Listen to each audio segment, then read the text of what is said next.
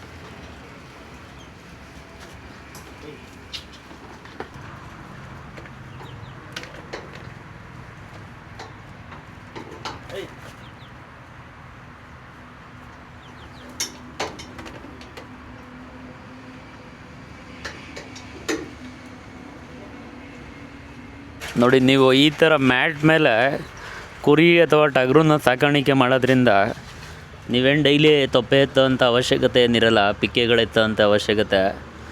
ಏನಕ್ಕೆ ಅಂತಂದರೆ ಇದು ಮ್ಯಾಟ್ಗಳಿಂದ ಕೆಳಗಡೆಗೆ ಪಿಕ್ಕೆ ಎಲ್ಲ ಉದುರೋಗಿರ್ತದೆ.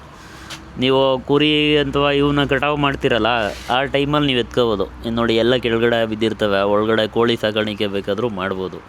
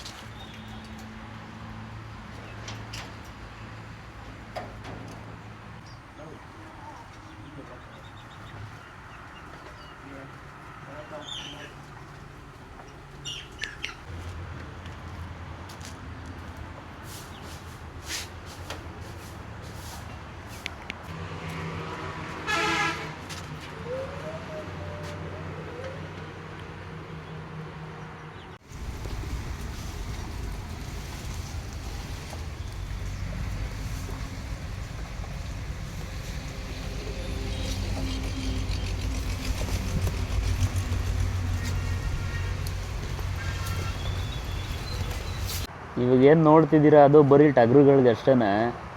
ಈಗೇನು ತುಂಬ ಪಾರ್ಟಿಷನ್ ಇದೆ ಇಲ್ಲಿ. ಸುಮಾರು ಇಲ್ಲ ಅಂದರೆ ಒಂದು 20ರಿಂದ 30 ಬಿಟ್ಟು ಸಾಕ್ತೀನಿ ಅಂದರೆ ಹೆಣ್ಮರಿಗಳ್ನೂ ಸಾಕ್ಬೋದು. ಇದು ಅದೇ ಪ್ಲ್ಯಾನ್ ಪ್ರಕಾರ ಮಾಡಿರೋದು.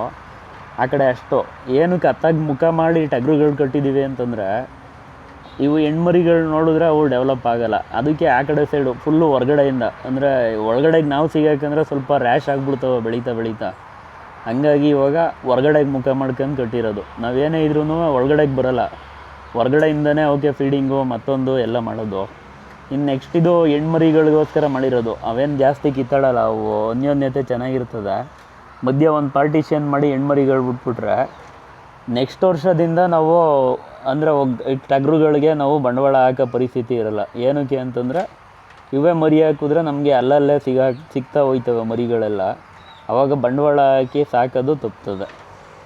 ನೋಡಿ, ಮ್ಯಾಟ್ ಇದ್ದರೆ ಎಷ್ಟು ಅನುಕೂಲ ಅಂತಂದರೆ, ನೋಡಿ ಪಿಕ್ಕೆಗಳು ಬಿದ್ದೈತೆ, ಪಿಕ್ಕೆಯನ್ನು ಇಲ್ಲಿ ಮ್ಯಾಟ್ ಮೇಲೆ ಇರೋಲ್ಲ, ಹಿಂಗೆ ಒಳಗಡೆ ಬಿದ್ದುಬಿಡ್ತವೆ.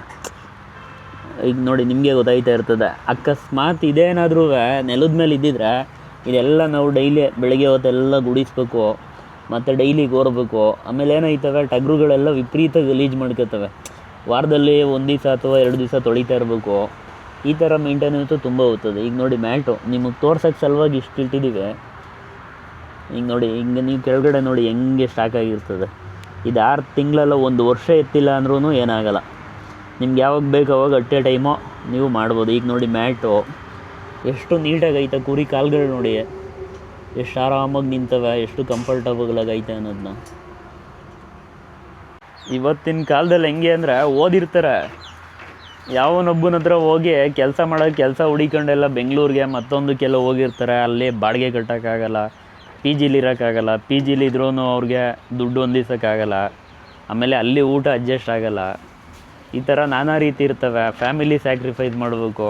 ಅವರೆಲ್ಲ ಊರು ಬಿಟ್ಟು ಹೋಗಿ ಅಲ್ಲಿ ಸಸ್ಟೈನ್ ಆಗೋದು, ಅವ್ರು ಕೂಡ 10,000-15,000 ಸಂಬಳಕ್ಕೆ ಜೀವನ ಕಟ್ಕೊಳ್ಳೋದು ಭಾರಿ ಕಷ್ಟ ಐತೆ.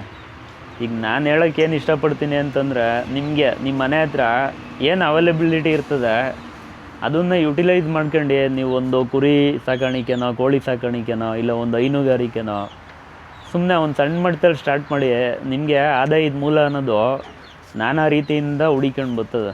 ಇವತ್ತೇನಿಲ್ಲ, ಒಂದು ನಾಟಿ ಕೋಳಿ ಮೊಟ್ಟೆ 15-20 ರೂಪಾಯಿ ಆಗೈತೆ. ಅಲ್ಲಿಗೆ ನೀವು ಯೋಚನೆ ಮಾಡಿ, ಒಂದು 10 ಕೋಳಿ ಇತ್ತು ಅಂದರೆ ಬರೀ ಒಂದು 10 ಮೊಟ್ಟೆ ಮಾರಿದ್ರೆ ಸಾಕು ನೀವು ಜೀವನ ಮಾಡೋಕ್ಕೆ.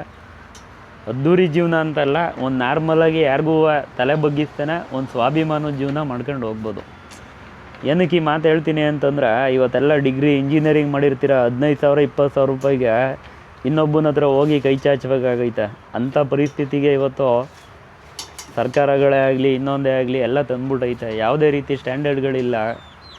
ಹಿಂಗೆ ಅಂದರೆ ಇವಾಗೆಲ್ಲ ಒಂದು ಸ್ಕೂಲ್ ಫೀಸು 2 ಲಕ್ಷ 3 ಲಕ್ಷ ಕೊಟ್ಟು ಓದೋದು, 10,000-15,000 ರೂಪಾಯಿಗೆ ಇನ್ನೊಬ್ಬನ ಹತ್ರ ಹೋಗಿ ಕೆಲಸ ಮಾಡೋದು.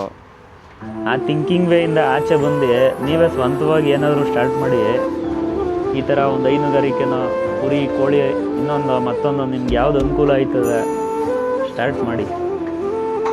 ನಿಮಗೆ ಸುಮಾರು ಕನ್ಫ್ಯೂಷನ್ ಇರುತ್ತೆ, ಮರಿಗಳ ಸೆಲೆಕ್ಷನ್ ಹೆಂಗೆ ಮಾಡೋದು, ಇಲ್ಲ ಟಗರು ಮಾಡಿದ್ರೆ ಬೆಸ್ಟಾ, ಆಡುಗಳು ಮಾಡಿದ್ರೆ ಬೆಸ್ಟಾ, ಕುರಿ ಸಾಕಾಣಿಕೆ ಮಾಡಿದ್ರೆ ಬೆಸ್ಟಾ ಅಂತ.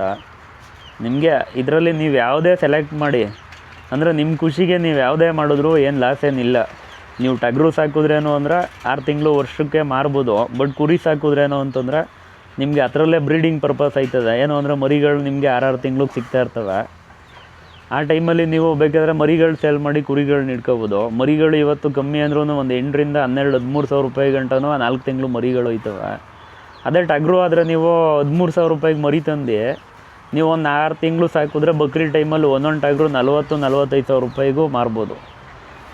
ನಿಮಗೆ ಇದೇ ಥರಲ್ಲಿ ವೆರೈಟಿ ಆಫ್ ಟಗರುಗಳಿವೆ. ನಿಮಗೆ ಒಂದು ಎಳ್ಗ ಆಗ್ಬೋದು, ನಮ್ಮ ನಾಟಿನೇ ಆಗ್ಬೋದು, ಬಂಡೂರು ಆಗ್ಬೋದು, ಕಿರ್ಗಾವಲ್ ಆಗ್ಬೋದು, ರಾಮ್ ಬುಲೆಟ್ ಆಗ್ಬೋದು, ಇನ್ನೂ ತುಂಬ ವೆರೈಟೀಸ್ ಆಫ್ ಟಗರುಗಳು, ವೆರೈಟೀಸ್ ಆಫ್ ಬ್ರೀಡ್ಗಳಿದ್ದಾವೆ.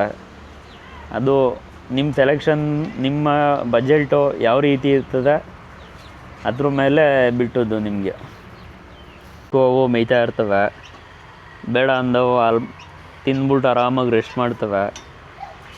ಏನಿಲ್ಲ, ಇವಕ್ಕೂ ಅಷ್ಟೇ ಎಷ್ಟು ಮೇಯ್ತೀವಿ ಅನ್ನೋದಕ್ಕೆ ಅಂತ ಎಷ್ಟು ಮಲ್ಕು ತೆಗಿಯೋಕ್ಕೆ ನಾವು ಟೈಮ್ ಕೊಡ್ತೀವಿ ಅನ್ನೋದು ಇಂಪಾರ್ಟೆಂಟ್ ಆಯ್ತದೆ.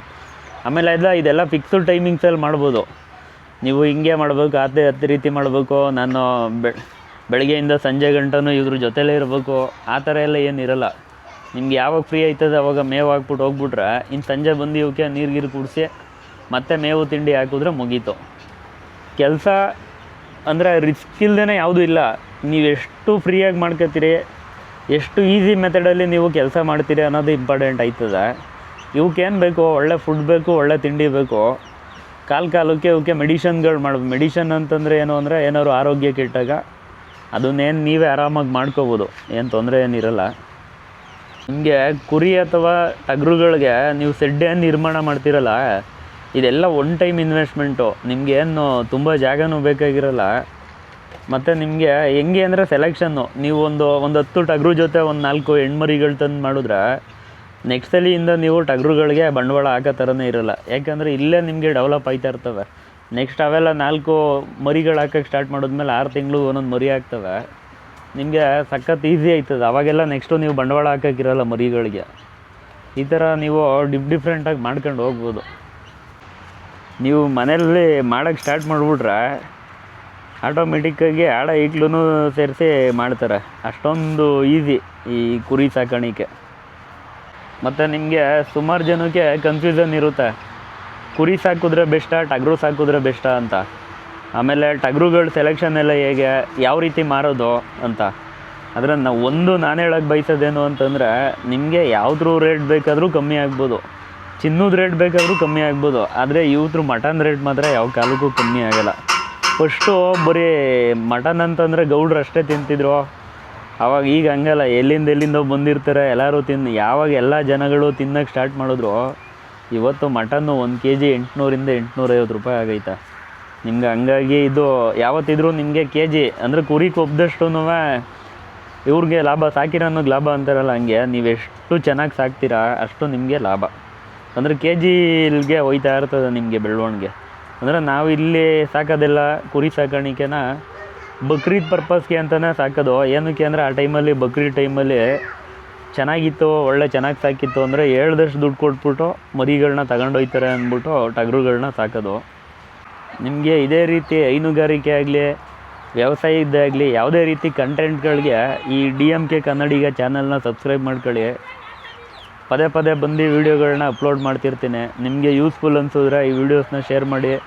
ನೀವು ಒಂದೊಂದು ಕಮೆಂಟ್ಗಳು ಹಾಕಿ, ಏನಾದರೂ ಡೌಟ್ ಇದ್ದರೆ, ಇನ್ನೊಂದಿದ್ರೆ, ಇಲ್ಲ ಮತ್ತೆ ಯಾವ್ದಾದ್ರು ಈ ಥರ ವೀಡಿಯೋಗಳು ಮಾಡಿ ಅನ್ನೋದಿತ್ತು ಅಂದರೆ ನಾನು ನಿಮಗೆ ಮಿಸ್ ಮಾಡದೆ ಅಪ್ಡೇಟ್ ಕೊಡ್ತೀನಿ.